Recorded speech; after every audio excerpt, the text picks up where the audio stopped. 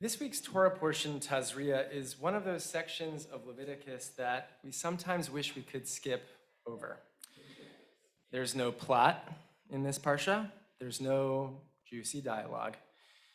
Instead, we get a list of bodily states of impurity and what to do about them, namely childbirth, menstruation, and skin disease. For good measure, circumcision also makes an appearance, so that just makes sure that everyone feels uncomfortable reading this text.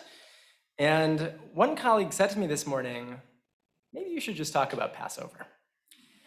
But here we are talking about Tazria, and I never feel especially qualified to talk about the varied states of women's bodies or skin disease, but given the choice between the two, I think I'd better stick to skin. What do you think, Cantor Josh? I'm waiting for my opening. Keep going. Okay. Parashat Tazria is made up of 2 chapters, the longer of which is devoted to the well-known mysterious disease of tzara'at, usually translated as leprosy. Tzara'at is definitely not that. It is certainly something else, something spiritually driven that we really can't define today, but which we know affects a person's skin.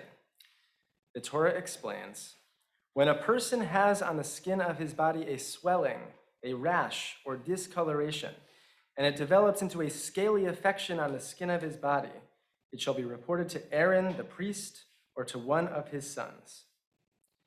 Matters affecting one's skin, no less than the most important officials of ancient Israel had to get involved. And amidst 50 verses that describe the ways in which a priest can properly diagnose someone's dermatological ailments, the parsha begins to explain how priests should approach afflicted people. Kol yemei hanega bo yitameh. All the days that the disease is on him, he shall be impure. Tamehu, badad yeshev michutz lemachane moshavo. He shall dwell apart. His dwelling shall be outside the camp. Before any rituals can be performed, the person suffering from tzara'at will have to be quarantined away from the rest of society. These laws that require casting out a mitzora, an afflicted person, are in some ways typical of Leviticus, which is seemingly obsessed with boundaries. Pure and impure, kosher and unkosher, sacred and profane. Many of the boundaries that delineate Jewish practice as distinct from non-Jewish life have their origin right here. And as Jews, we bump up against classical boundaries all the time. What to do or not do on Shabbat, what to eat or not eat.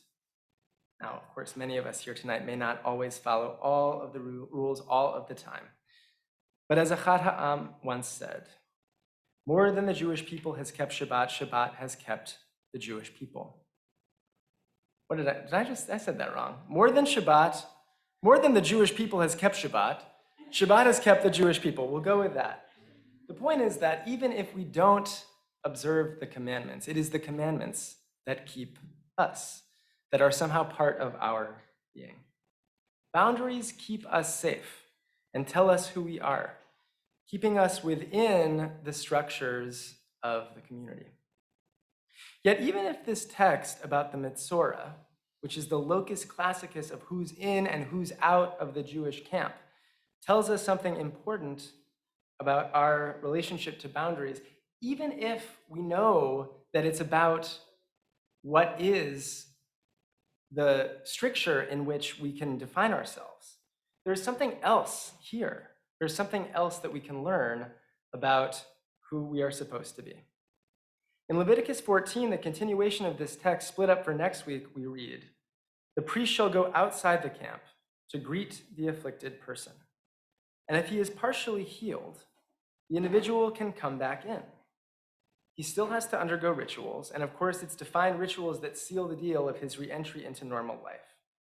But before any of that is possible, an official representative of Israel has to go out and bring that person in.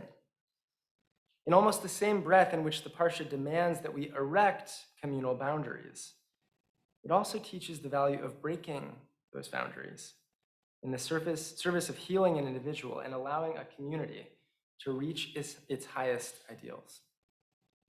The text implies that those of us who have normalized status in a given community must go out to those who have been marginalized to bring them in. Leaving the most vulnerable outside is not an option. Exactly at the moment when it is scariest to go outside the camp, when we might be compelled to double down on our boundaries, it is our responsibility to reach across our borders to bring in those who have been left out.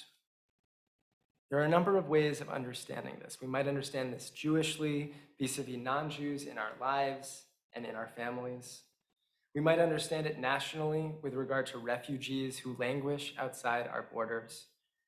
Or we may read this personally in countless ways when it comes to all those outside the definition of who's in or out of our social comfort zones. But any way you slice it, our collective health, our actualization depends not just on our boundaries, but also on our ability to reach beyond. The Talmud suggests that a future of peace and wholeness, a messianic age, might also depend on our ability to go out from our camp and bring about redemption through the people you least expect to help get us there. In a famous Talmudic text in Tractate Sanhedrin, our sages debate what it will take to reach a messianic era of peace. Rabbi Yochanan says that the Messiah will come when people atone for all of their sins. Rabbi Zeiri says that the Messiah will come when arrogant men cease to exist within the Jewish people. So, okay, we'll see about that. And Rabbi Simlai says, in a manner that's almost Republican, that the Messiah will come when governmental bureaucracy is removed from the people of Israel. Do with that what you will. But the rabbis go on to tell a story calling to mind this disease of tzara'at that seems to have the final word in this debate. One day, Rabbi Yehoshua ben Levi encountered Elijah the prophet. And the rabbi asked him when the Messiah would come. But Elijah insisted that the Messiah was already here.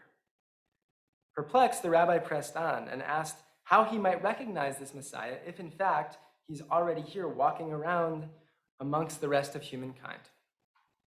And Elijah explained, the Messiah sits today among the poor men of the city who themselves suffer from skin diseases, those very people of whom everyone is so fearful.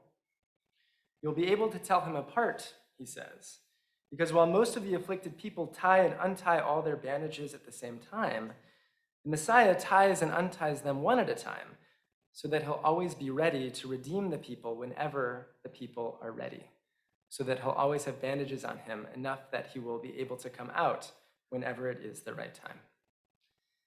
Upon hearing this, Rabbi Yehoshua ben Levi immediately went to the gates of the city, and sure enough, found the Messiah sitting right there, just as Elijah had said. When will you finally come to redeem our people? He asked. And the Messiah replied, I'll come today if you just listen to God's voice. Now, by and large, this is kind of an unsatisfying answer. And the rabbis admit that it's not entirely clear what it means to listen to God's voice. But they point out that in Hebrew, the book of Leviticus is known by its very first word, vayikra, meaning, and God called. All of the laws found within this book are supposed to be a call from God drawing us near.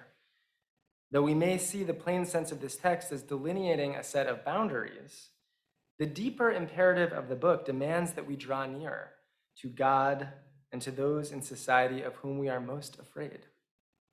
It is for this reason that the Talmudic sages represent the Messiah as a leper. If you're reading quickly, you might assume that Leviticus wants us to fear the impurity of the Metzora, because skin diseases are infectious. But upon closer examination, you realize that it's by going out to that person, out to the ones who have been set aside, and bringing them in, that we can bring about a messianic age. Boundaries are essential. But sometimes it's the act of crossing boundaries that allows us to grow and to reach our potential. And if some people think that maintaining boundaries is the surest way to build a better world, It may be that just the opposite is true. The Messianic age may be here already if we go out to make it so. Shabbat Shalom.